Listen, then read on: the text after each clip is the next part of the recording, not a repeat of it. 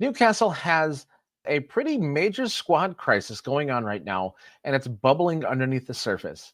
It has nothing to do with injuries, and it has nothing to do with suspensions. This one all has to do with contracts. Let's talk about it.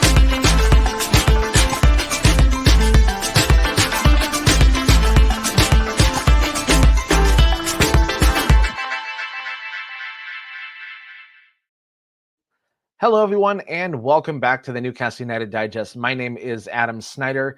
I'm delivering you more wonderful Toon content in bite-sized chunks.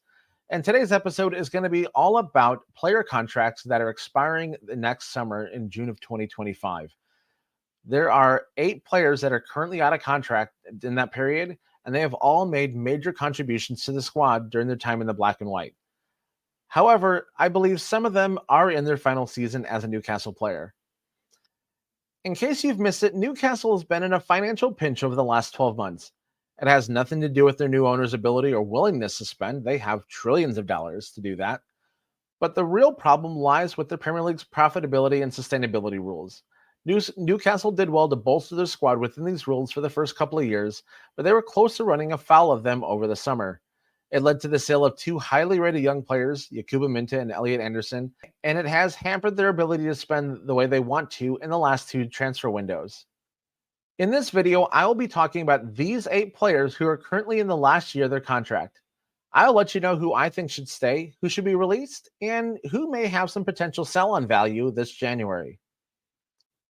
And first up on this list is John Ruddy. The 38-year-old journeyman goalkeeper was a very strange signing this past summer. It seems like Eddie Howe prefers to have a goalkeeper in the twilight of their career to join his squad and mentor the younger goalkeepers.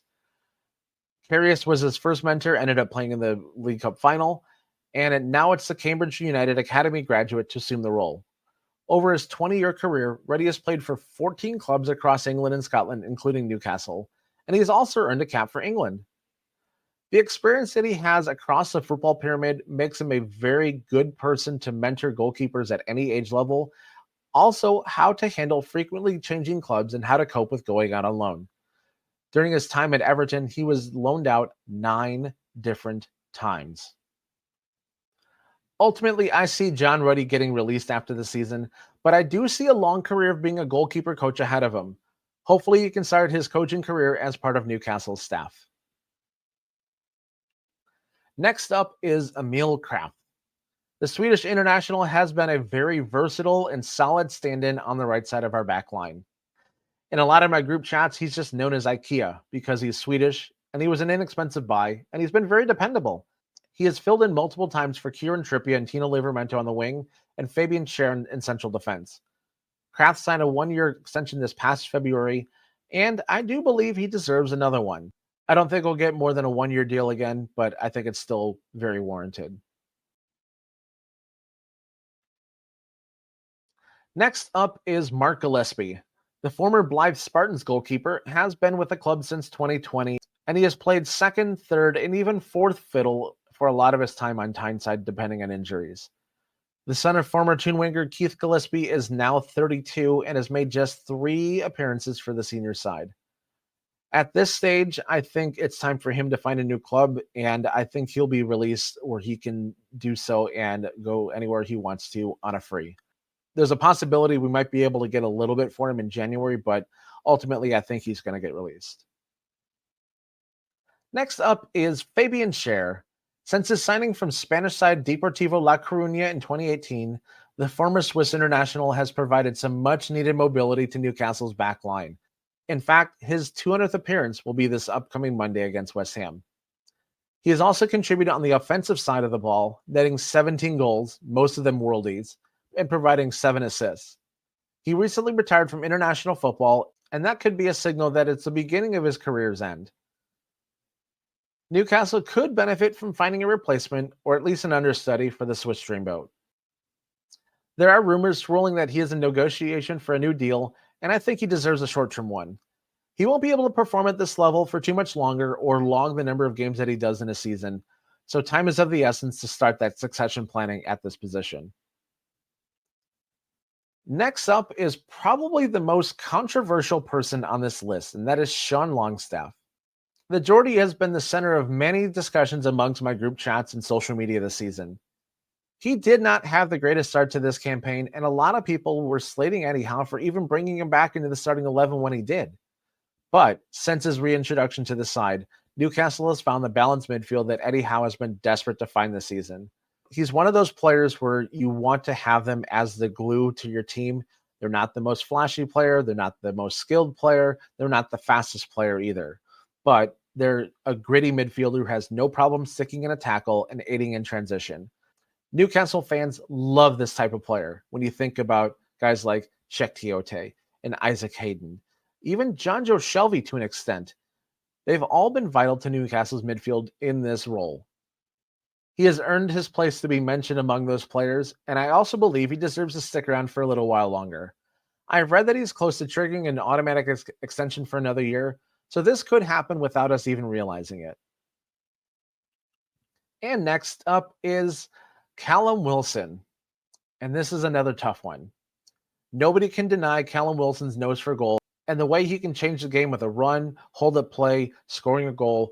He does a lot of things in that traditional number 9 role. During his career with Newcastle, he has scored 48 goals and contributed 11 assists over his Newcastle career, providing immense value on the pitch, if he's healthy. That's become a big if during this time in black and white. Since he joined Newcastle in 2020 through last season, he has missed just over 1/3 of the Toon's league matches, and he has yet to be healthy for a game this season. Even if he is fit for the West Ham game and remains healthy for the rest of the year, I think it's time to pull the curtain on the Newcastle career of yet another striker who has proved himself worthy of that number 9 shirt. And next up is another tough decision, and this one is Jamal Lascelles. Newcastle's longtime captain has been a menacing presence in the center of Newcastle's backline for nearly 10 years. In this time, he has seen some flack for his sometimes lackluster defending. When well coached under Rafa Benitez and under Eddie Howe, Lascelles has been one of the toughest defenders to break down. The knee injury that he suffered late last season could not have come at a worse time in his career. It robs him of an opportunity to prove his worth to Eddie Howe this season or put in some performances worthy of attention from another club. Lascelles has been a great leadership figure in the dressing room, and he has been a great servant to the club. I'm a little torn on this one. On one hand, having him as a depth player would be helpful until a replacement can be found. On the other hand, I think we have that depth in Lloyd Kelly and leadership ability in Dan Burn. I think it's time to free up the squad position and reallocate that salary money to somebody else. And now we are at the most difficult person to decide on, in my opinion, and that is Martin Dubravka. Dubs is a great shot stopper, but he also has some shortcomings as a keeper as well. He is not particularly skilled with the ball at his feet. He can be rushed and pressured into some pretty poor distribution choices, and I think he has some issues commanding the penalty area on crosses, free kicks, and corner kicks. He has been an outstanding professional during his time with Newcastle, but it's hard to believe that he is happy staying with Newcastle as the backup to Nick Pope.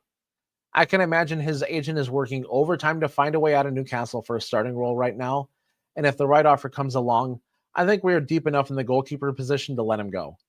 Every transaction counts towards PSR, and this is a good place to contribute, even if it's a little bit toward the bottom line. I know these verdicts are not going to be popular with everybody, but I think it's a great place to start a discussion about what to do with these 8 players. Whether it's in the comments of this video, your group chats, or on another social media platform, I think this is a discussion worth having, especially at this portion of an international break. I hope this video jumpstarts that discussion. And if you like this video, give it a like and subscribe to the channel for more videos like this, as well as previews and analysis of every Newcastle match.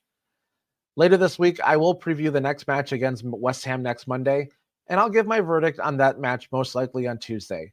Coming up in the next week or two, I will give my verdict on the 7 players out of contract in the summer 2026, and there are some players in there that I believe are prime candidates to be sold this January or next summer. Make sure you subscribe to the channel and hit the bell to be notified when other videos are released. So with that, until next time, my name is Adam Snyder for the Newcastle United Digest saying, "Ahoy the lads, bye for now."